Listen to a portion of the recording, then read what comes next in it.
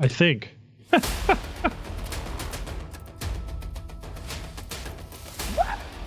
No, it's back. Give it to the quarterback. No, we got the running back.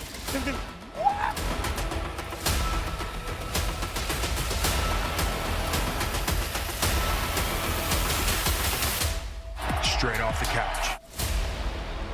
Here are the stories we're going to be chasing today.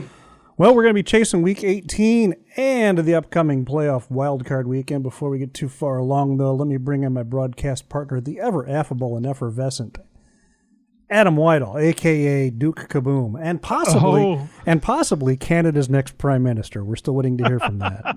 So this may be the last straw off the couch. We got to wait and hear from the political parties if they're going to nominate Adam or not. So. Well, no, Parliament's out of session until March 27th, so we have at least till after the playoffs if that's ever going to happen, which I don't know. I don't even know if I should throw my hat in the ring. I thought it was just automatic. They said, who's the coolest guy in Canada? Well, it's got to be Adam, so I just thought it was just, they didn't even ask. They just started it that way. Well, thanks, buddy. I appreciate the round of applause. How was your week? It was a week. It was a week of football, a week of New Year's. Did you have a good New Year? Did you do anything? We didn't do anything. It's got to the point now. I think COVID kind of killed the whole New Year's vibe for a lot of people. I mean, before that, we were always like excited to either host something or go somewhere. And then COVID just kind of put us in this like mundane state that it's like, it's just another number. I don't think it's just COVID though. I think for down here, where I live in Illinois, if you get pulled over with alcohol in your breath and they decide to prosecute, even if you get off scot fucking free, it's 6 months without a license and $10,000. Yeah, we've always had that stuff here too. I just think the world's changed considerably. You and I can do this over the internet. So like you could have a discussion with your friends on New Year's Eve and to say, okay, cool. I just had my drink and my snacks and I'm going to bed. Happy New Year. Bye. Yeah. That's true. The virtual world has taken over. So let's get on to the games. We had 2 games on Saturday that had playoff implications. Sorta, yeah.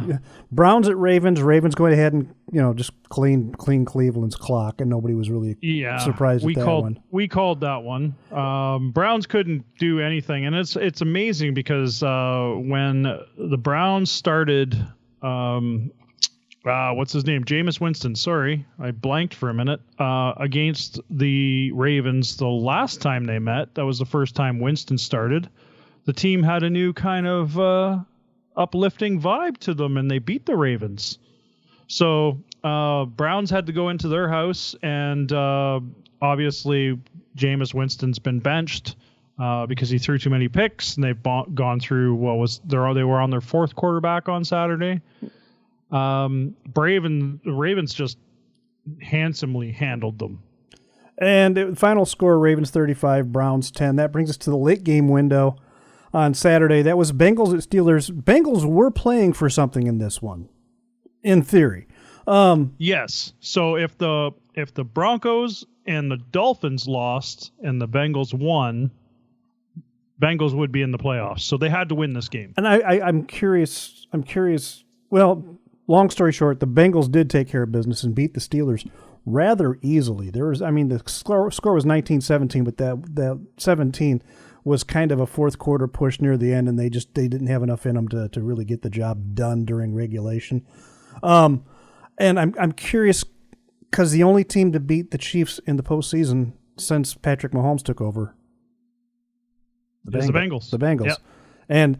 And we'll get to that Chiefs game in a minute, but there was I don't want to call it some shenanigans, but in my mind, some questionable decisions simply because of the integrity of the game. But so if you ever had it in your mind that the NFL was fixed, this week would solidify that opinion if you're a conspiracy theorist. Yes, absolutely. We're not going to go through all the games because there's just no point. Some of these games just were pointless. For example, Texans-Titans, that wasn't going to have any outcome on the way things went. One other game that had a little bit of intrigue to it, Saints at Buccaneers. Buccaneers needed to win to secure their division. They did handily, 27-19 over the Saints. They didn't do it handily, in my opinion. IMO. It looked pretty scary for the Bucks early on. Saints were feeding it to them. They did switch gears and they did come back. They won the game 27-19, which made the Falcons-Panthers game not matter, because if the Bucks lost and the Falcons won, Falcons were in the playoffs. Bucks win, they're in. So they did their job. They get a playoff spot. And the Falcons, speaking about that game, they struggled against the Panthers, who suddenly have found life and a desire to do something. When the Panthers are putting up 44 points at the end of the season, I guess they don't like draft picks. I don't know. We can talk about that a little later after some of these scores that we're discussing right now. But as a player, you go out there like it's an audition tape for other teams. There's bonuses involved, for yards or whatever's on your contract. These guys play to win. As much as a GM or a coach would like you to not play well, I don't think any coach wants you to not play well. I think they want to see effort every game, but they understand that at this point in the season, this is going to affect your draft pick and what's going to happen for the future for the next 3 or 4 years for your team. So you kind of, it's probably a very mixed signal. Speaking about hitting bonuses, the Buccaneers did do something nice at the end of their game. They got Mike Evans that last catch. He's now with Jerry Rice in the elite of the NFL. And I was just like, why did you put him back? Oh, okay, it was for the catch. I was like, why is he back on the field? He doesn't need to be on the field. But you're leading by a dozen points or 10 points or whatever it was at that point. But he literally needed one catch, and Baker got it to him. So that for $250,000 too. Yeah, I thought that was cool. Speaking of incentives and all that stuff, Jerry Jones fucked his quarterback, didn't he? Yes, he did. Oh my God! Way to go, Gary. And then the postseason press conference. Somebody brought it up. He goes, I didn't know it was that close. Right. Oh, he knows everything that's going on. You're telling me a guy that has multiple helicopter landing pads all over the place doesn't know what's going on? Right. He knows what's going on. He knows what's going on, right. And speaking of screwing up your draft point, your draft position, the Patriots beat are we going to talk about our teams now? The Patriots beat the Bills. Patriots can't even win right. I mean, they were sitting at the number 1 draft pick. Yeah, so this one made me scratch my head a little bit. So definitely the Bills, they couldn't move up or down in seeding. Not a big deal. No, Allen they had put Josh Allen. They put Josh Allen on for one snap at the beginning of the game to hand off the ball to the running back, so that he could have 115 consecutive starts, which is a big thing for him. Well, it's and the he longest, just waves at the crowd. It's the longest active streak in the league right now for quarterbacks. So, and they're just like, okay, let's send out everybody that's not a starter. And then the Patriots are starting to look good. They bring out Milton, and man, that kid can run. He looked good. He's fucking fast. He looked pretty good, yeah. But Mitch Trubisky showed why the Bears got rid of him. Yeah, there was a couple of things that were questionable. The biggest one was you're at the Patriots 35-yard line and it's 4th down and you decide to punt the ball in a game that literally holds no significance whatsoever. And it's not like you got to worry about your players because your big guys aren't playing, so why not?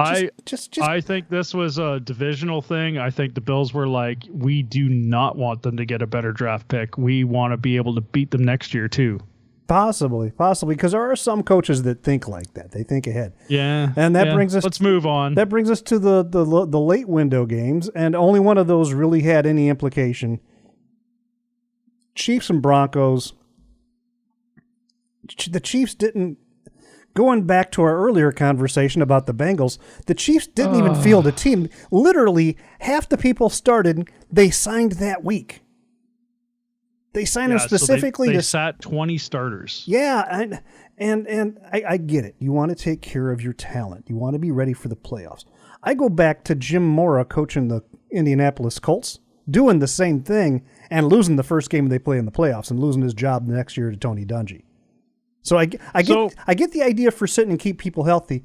I'm of the mind they should play at least a half so they keep that competitive edge, and then you go ahead and rest them. Yeah, I mean they need a little bit of they need some reps, right? They got to keep they got to keep the flow going. They play week in, week out. And there's a mindset to keep the pedal on the metal, and when you take your foot off the gas, it's kind of like you got to recalibrate your mind now if you didn't. And like I said, a half, a quarter, whatever, but get them a couple of reps and then put everybody else in.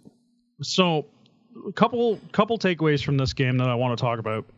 Broncos look good out of the gate. Not going to take that away from them at all. They looked fantastic. Their defense is really impressive, and Bo Nix. But there was points in the game where Kansas City was like, hey, here's the ball. I'm going to fumble it. Like, it just felt that way.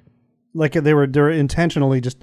And they're intentionally tanking so they do not have to play the Bengals if, you know... And that's what I meant about the integrity of the game. The Bengals, they needed two things to happen. They needed the Broncos to lose, and they needed the Dolphins to lose. Well, the Dolphins did lose.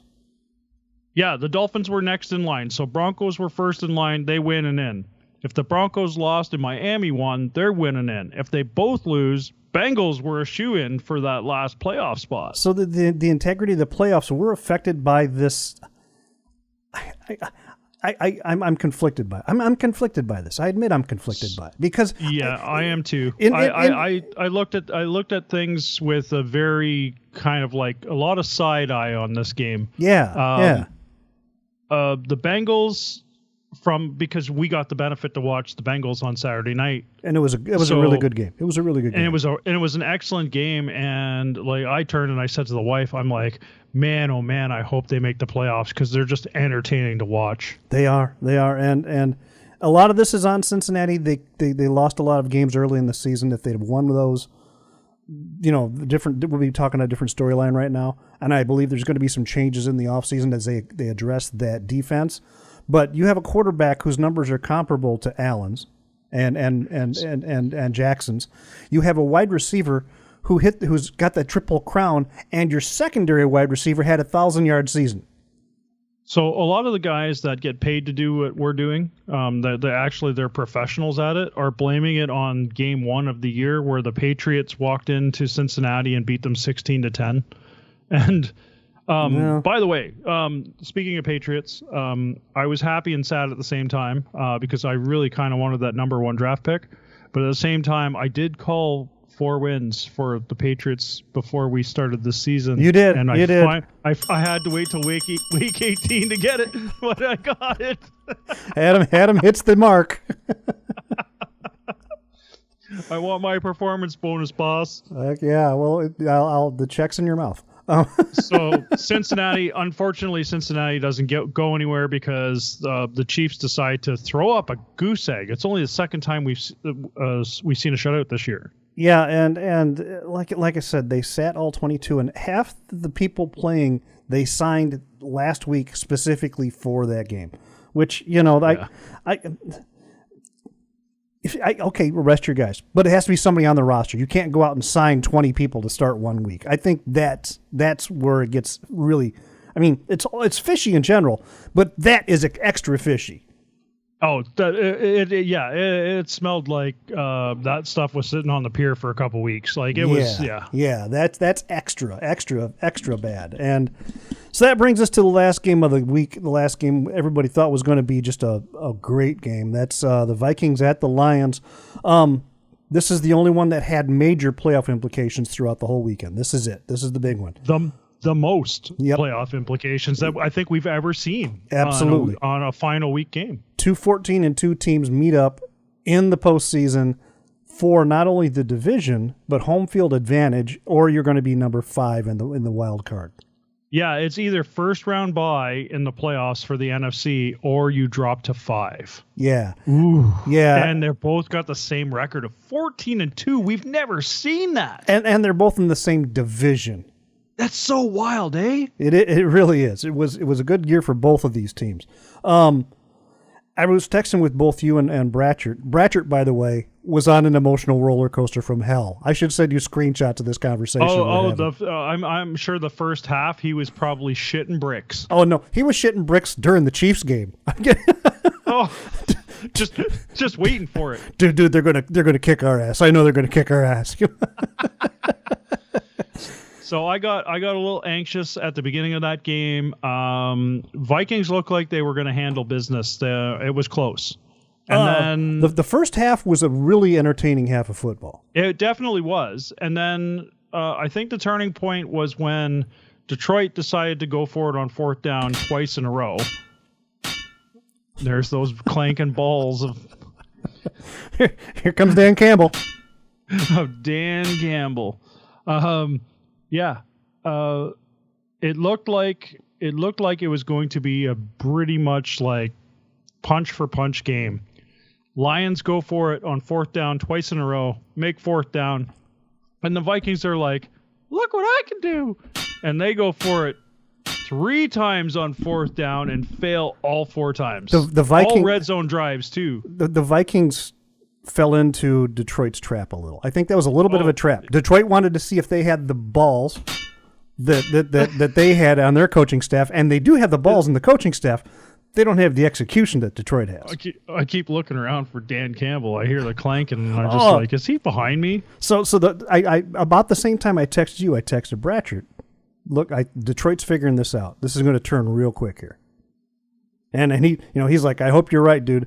And the Lions, about halfway through the third quarter, just put their foot on the gas and never took it off. And their defense was looking good. They were looking sharp. They were playing a man-to-man a lot of the time, which a lot of red zone stops, a lot of pressure. But half of their secondary is on IR. Right? And they're still playing man and holding Justin Jefferson down like that? Yeah, so JJ didn't look like he looked rattled after the first half. Like he was pissed off that he couldn't make any catches. He was you could see he was very frustrated. Absolutely. He was definitely rattled, and I think him and Sam Darnold had a little conversation in the locker room at the half, and it didn't turn out the way it should have to make adjustments. I think there was more animosity between them because you could definitely see it in the second half. Like Jefferson was throwing up his hands. He kind of went all kind of diva for a little bit, and yeah, and Darnold reverted to his New York Jets self, not the one we've seen the previous 17 games of the season. It was just like, oh my goodness, is like he just put his green uniform on there. He was throwing the ball into the ground. And he was overthrowing guys, and he was rattled the whole game. And can I just, at the end of the game, when they're shaking hands? This is the biggest ball clank ever. See you in 2 weeks. Yeah, like that was all he said. Like, yeah, it's all Dan Campbell said to McConnell was, see you in 2 weeks. Usually it's like, hey, good game, you got a great team, hope to play again soon, keep up the good work, all sorts of shit like that. Dan Campbell walks up and says, see you in 2 weeks, and walks the fuck away. Which is just like I know you're going to take care of business against the Rams. I'll see you and I kick your ass then. Bye. I'll see you in 2 weeks because you're going to be the lower seed that succeeds. Holy fuck. It was just so beautiful, man. It really was. So let's hand it to Jahmyr Gibbs. First game with 4 touchdowns. He got all 4 touchdowns in that game. He looked great. He really did look great. That kid's magical, man. He's picking up the slack for, like, it's Sonic and Knuckles, right? He's like, I'll do it without Knuckles. I got to do it. And it was announced today, Detroit announced that David Montgomery will be back for their first playoff game. His knee is well enough. He's going to start practicing, and he'll be ready. So they're getting... I mean, they got Anzalone back on defense for that game, too, and like he was a difference maker. Just amazing. They're getting healthy at the right time for sure. So do you want to talk to the coach, or we want to talk about? Is he here? Is he here? We did have a couple, right? Bring him in if he's like. I mean, it's really cold out here. I mean, we're like 12 degrees Fahrenheit. Yeah, but I think he's on some beach in Italy or something, you know. So is he coming in with a live feed this time? Yeah, yeah. Here he comes. Hey, Coach Blackwell, how are you, sir? Hi, Terry. Hi, Autumn. Happy New Year, boys. Not a lot of fashion this week, but a couple of things. And by the way, I think if we're going to, I'm pretty sure going to talk about Detroit. I think it would have been cool if Minnesota would have come out in their winter whites as well. So that was a big disappointment for me as well. Let's start off with that because you guys were just talking about that game. Detroit comes out in their little blackout with their blue helmets with the black lion on the helmet. Which is such a beautiful uniform. Such a good look, beautiful. Man. And then the Vikings, they come out in their white uniforms, but they're wearing the purple helmet instead of wearing that, what was it, the Winter Warrior look that they had a few weeks ago? I think they should have done the Winter Warrior against the Lions home blues, and you could have gone, good guys wear black, you know? That All the good guys wear black. Not a lot of fashion this week, boys, but I did see some standouts, which I'm kind of shocked. There's a couple shockers out here. Rams come in, they wear Color Rush blue. We've seen that before, but it's kind of a good look for them. Yeah, absolutely. Denver comes in, and they're taking care of business. Second time this year wearing those throwback 70s uniforms, and they win again. With the big blue D on the side. And I know you're all about that big D. I know you're a big fan of the big D there, Coach. Always. Two more teams I want to talk about. Eagles. First time I've ever seen Philadelphia come out with black top, black bottom, and a black helmet. That was a good look. That's a good look, yeah. They're just saving it for the finale, I guess. So I hope you guys get to see it in the playoffs because that was probably the hottest look of the week. Now, the most ironic, but still a look I like, the Tennessee Titans, they come out to play the Houston Texans in the old school Houston Oilers uniforms. Yeah. So it was Houston versus Houston for a little while. That's a questionable decision by somebody, in my opinion. I don't know why you'd wait till the final week when neither one of these teams really have anything to play for, but, you know, Houston versus Houston was an interesting game, I'll tell you that much. I do like those old school Oilers uniforms. Reminds me of my good friend Warren Moon. He's such a good guy. Yeah, he's a handsome man for sure. Well, Coach, thanks for stopping in. I don't think, I mean, if we have anything, we'll contact you. But usually in the playoffs, they don't get too fancy with the uniform. So thank you for a great season. I'm gone for, out in Europe until probably mid-May, so I'm going to miss you guys, but I will try to keep in touch with the football, and I'll try to contact you guys when I can. I'll show you all the pictures of all the beautiful boys and beautiful girls on the runway, of course, because you guys get all the little sneak peeks. But thanks for having me for the season. I appreciate you guys, and I hope you have a great 2025. And by the way, congratulations on your 1-year anniversary. Oh, yeah, we had that this week, too, didn't we? Oh, thank you. I appreciate that, Coach. I didn't even think about that until... we thought about it on Facebook, but I didn't think about it on the show here. But thank you. Have a pleasant... Have fun in Ibiza this spring. Toodaloo, boys. I'm going to miss you. And that brings us to... we're not going to talk about the playoffs quite yet. I want to talk about one other thing, and that is who's looking for coaches. Oh, yes, it is Black Monday. Well, Black Tuesday for Las Vegas. So the Jets are looking for a coach?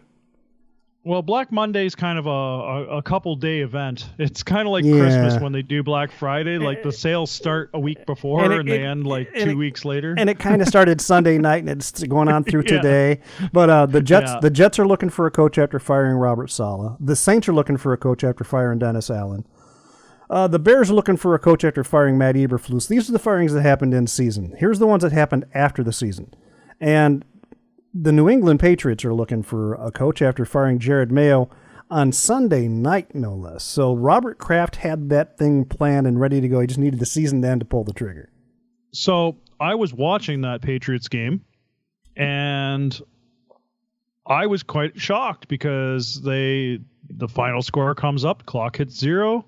I decided to pull up my phone, and the first thing I see is a statement from Robert Kraft. I'm like, Yeah. What the fuck? Why either why let him finish that game out, or why didn't you wait till Monday? One of the two. That was But the press release was almost instantaneous. Yeah, he had that thing sitting in his desk for at least a week, I guarantee you.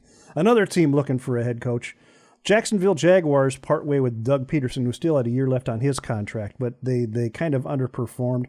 So they said goodbye to him. I'll be honest with that team. I don't think I like Doug Peterson, but I don't think the front office is in place there. That ownership team is I agree. Just garbage. I agree 100%. There's something going on there that they need to fix at an upper level, not just the coach. Today, the Las Vegas Raiders decided to say goodbye to Antonio Pierce. So this is another one that kind of pisses me off, and it's kind of like a kumbaya with the firing of Gerard Mayo from the Patriots. So, you had people in place and decide, like, proven coaches that you fired to bring on a first-year guy. Now, they gave him a season and a half, and then they turf him. But Gerard Mayo takes over for probably the greatest coach of all time. And they didn't let him work for it. Like, they didn't give him a second season. They brought him on at the same time Vrabel had been cut in Tennessee, and Vrabel, former Patriots linebacker. Patriot, yeah. I mean, and I think he kind of got a raw deal in Tennessee a little bit. He had a pretty couple good seasons. He got screwed by the front office because ownership took over, and Miss Panties in a Twist decided she was going to clean house. Yeah, and because she knew what was best for Tennessee. And how did they do this year? But Vrabel, are you kidding me? Vrabel in New England seems like a match made in heaven to me. So what happened there was, I think it was already in Gerard Mayo's contract that he would be the successor.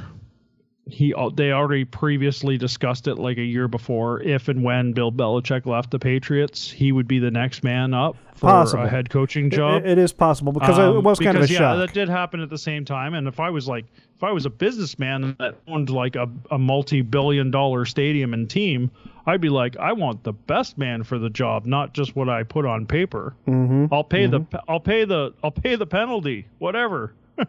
and as while we're talking about coaches, the Bears have requested to speak to a lot of people, but the one that's got my fur dander up, they want to talk to the New York Giants offensive coordinator.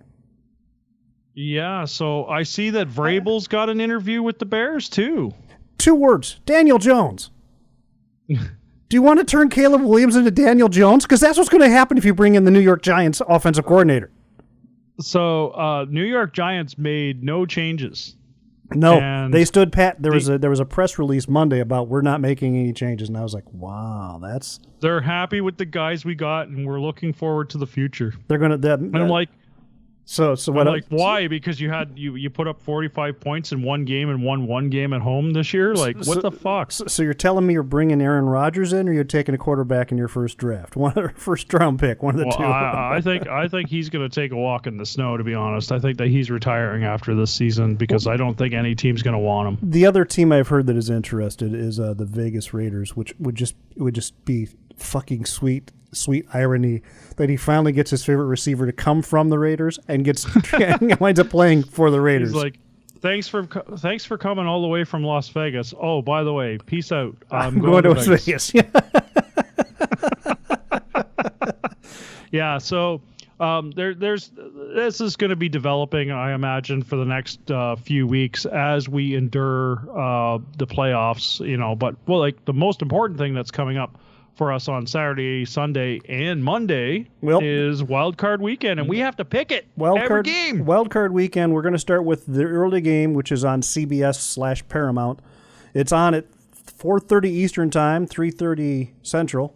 That's the Chargers at the Texans. The Chargers are the 5 seed. The Texans are the 4 seed. At this point in time, I wouldn't want to pick against Jim Harbaugh.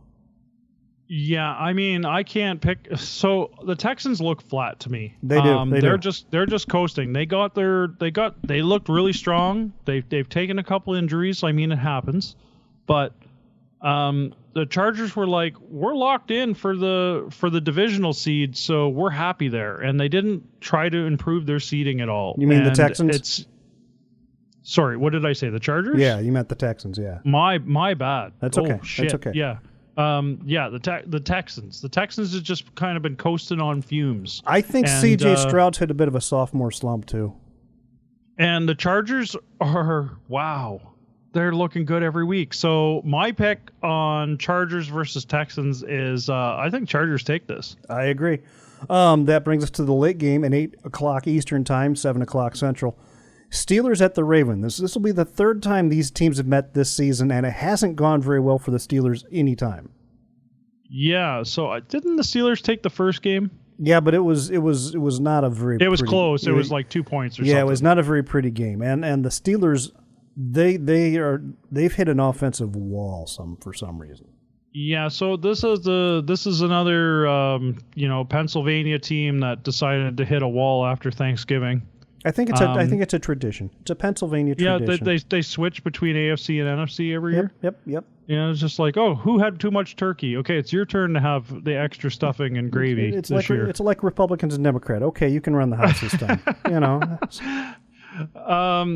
I don't see, not the way the Ravens are playing ball. I don't see the Steelers getting past them. I don't either. I'm going to go with the Ravens as well. That brings us to Sunday.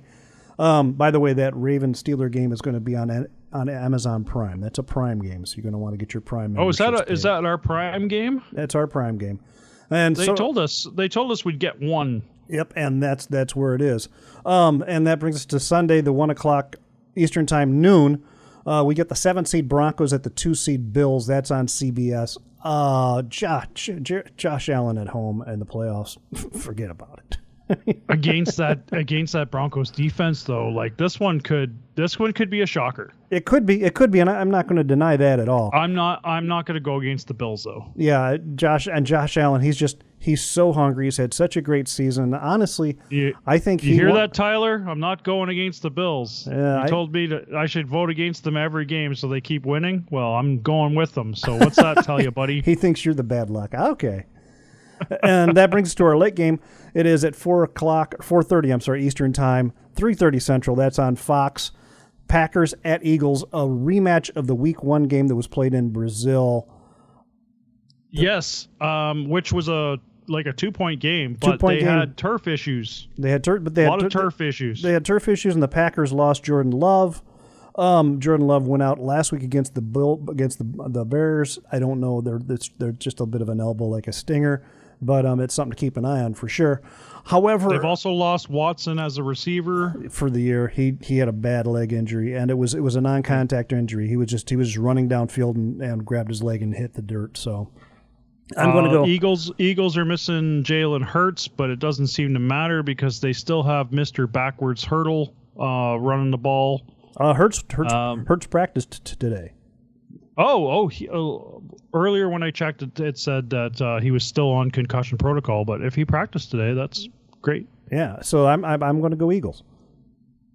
Me too. I mean, it's hard to bet against the Eagles when the Packers have kind of been a little mundane at this point in the season. And Saquon Barkley is he's having an MVP season. And they rested a bunch of dudes. Yeah. So, and I don't know if that's a good or bad thing for the Eagles. I don't either. Last year when they had their bye week at Thanksgiving, after Thanksgiving. They kind of never came back. They had lost 5 of 6. Yeah, they kind of never came back. They took a tryptophan nap and never really got back on track. Yeah, but I'm going to go Eagles. That brings us to our Sunday night game. Number 6 Commanders at the number 3 seed Buccaneers, 8 o'clock Eastern, 7 o'clock Central. That's on NBC. That's on NBC. This is the game that scares me because I have so many feelings for both these teams. The Commanders, I do too. Have surprised us both all season long, and we're just like, wow, this kid's for real. Jaden Daniels, he's got a good team around him. Ownership turned that around. Cliff Kingsbury is calling a really good. He's got a really good game plan, and he has a lot of good play calls for Daniels, and he's doing an outstanding job for them. But Baker just seems to be able to flip a switch. Yeah, so Bucks, on the other hand, Baker Mayfield is having his best season ever. Yeah, and when he's down, he just flips a switch and brings him back into the game. Yeah, he's like manhandling like 350-pound linebackers and stuff, and he's just like, I'm making this throw. You're not stopping me, bro. And amazing football. Or he'll hand the ball off on a reverse, and you see him out there blocking and hitting the linebackers. This is a tough one to pick for me. I think Bucks at home have the advantage, especially if the Duck shows up. The Duck was there. Did you see Tom Brady petting the Duck last week? Yeah? I saw Tom petting the Duck. That's not a euphemism, by the way. He was actually petting the Duck. So I'm going to go Buccaneers too, because I mean it's our boy Baker. Baker, you bring this one home, and not only do you get sprinkles, we'll get you a dilly bar too. So yeah, buddy. Like DQ's on us for sure, man. Whatever you want. You want to have like the flamethrower burger or whatever the hot item is. We'll get you whatever you want. Extra fries. If I get a message from him on X, because I've been shutting him out on X, if I get a message from him, you're going to have to come down to Chicago. Oh, I'm on a plane like tomorrow. Like it's the next flight out, bud. I'm there. I'm not gonna miss that. We've propped him up too much. Yeah. And I'm very happy for him. He's had a great year. He's a fun quarterback to watch. He kind of got the shit out of the stick, being bounced around from like the Browns to Carolina to LA, and then he lands in. That was a really Tampa. Bad. That was a really bad year for me. He came out of the Browns with that back injury, and I think the Browns never really did. Broken ribs and shit. And like, oh my god. And then he gets bounced around. He goes to Bucks on a 1-year prove-it deal, and he proved it. Well, if you remember that one night he started for the Rams, he looked great. Oh, yeah, he got off a plane like 3 days earlier, and then he went and just killed it. He put up like 50 points on the board. Yeah. So didn't even know the playbook. Yeah, Baker, you got nothing but love here at the Straight Off the Couch podcast, brother. We have huge love for you here. So we're both going with the Buccaneers. That brings us to our Monday night. We actually have a Monday night playoff game this year. The number 5 Vikings at the number 4 Rams. The Vikings, even though they have a better record, have to travel to Los Angeles to play because the division championship and all that, which I think the league's going to have to look at. But that's on ESPN. That's at 8 o'clock Eastern, 7 o'clock Central Time. The Rams. I'm in the same boat. Which Rams team is going to show up? That's what it is. Which Rams team is going to show up? Is it the Rams team that puts up 4 field goals, or is it the Rams team that puts up a combination of field goals and touchdowns for 45 points? Yeah. Also, which Vikings team shows up? Is it the Vikings team that we saw against Detroit, or is it the Vikings that have been destroying every team? What's going to happen here? There has to be an upset this weekend. I'm going to go Vikings here. I'm going to go Vikings because they've played so well against everybody but Detroit. All right, so this one's a coin flip to me. I'm going to take the Rams just because you took the Vikings. And it's one of those games where it's just like I don't know which of these teams is showing up. It can go either way. But so just to go over our picks, we both picked the Chargers over the Texans. We've both picked the Ravens over the Steelers. We've both picked the Bills over the Broncos. Both picked the Eagles over the Packers. We've both picked the Bucks over the Commanders. And the only difference this week is you've chosen the Vikings and I've chosen the Rams, and I'm not even sure that either of us made the right decision there. I'm not either. What was our total record? Yeah, I was going to say what for the year. What was the regular season record here? Regular season record. Terry, you had 42 wins, 22 losses. I finished the year at 532 and 32. You were trying so hard to get there. You were trying so hard. I made some bold predictions. You did. You know what? The Saints really fucked me up because they started off like super hot. Oh, yeah. And I was picking them like almost every week, and they just they lost like 7 in a row. Yeah, the first 2 weeks it was like 99 points or something. Then they just disappeared. They went into fucking hiding or something. Yeah, so a couple teams kind of screwed me. I'm glad that some of my predictions for the year came true. 4 wins for the Patriots. I called them as a 4-win team. I was a little worried they weren't going to get there. I was kind of happy if they didn't get there because we would have got the first round pick. But I think that was Coach Mayo, saying "fuck you, Robert Kraft. I know I'm fired already, so I'm gonna fuck you on the draft." They can't even win right, for crying out loud. But Bears and Patriots are both undefeated in 2025.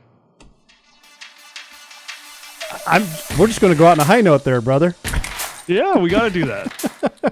For my broadcast partner, the ever affable and effervescent Mr. Canada, Duke Kaboom, a.k.a. Adam Whitehall. I am Terry. Adam, where can the boys and girls find us at?